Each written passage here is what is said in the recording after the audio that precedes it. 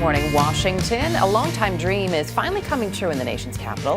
A groundbreaking ceremony was held on Wednesday for the National Museum of African American History and Culture. Our national correspondent Chip Reid looks at the special meaning of this museum and its location. Great ground. It was a groundbreaking years in the making.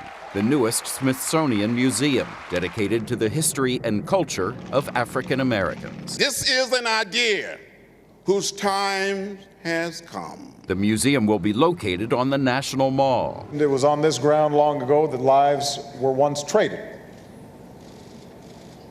where hundreds of thousands once marched for jobs and for freedom. It was here that the pillars of our democracy were built, often by black hands. We want the building to reach out and to be welcoming to everyone.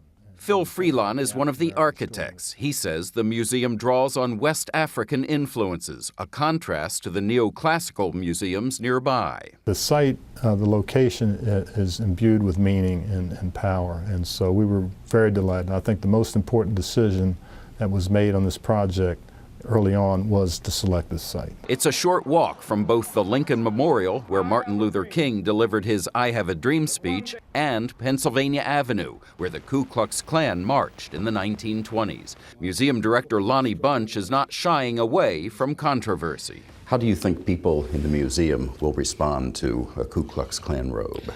I think some will be surprised, some will be angry. How dare you have that in a museum that tells this story?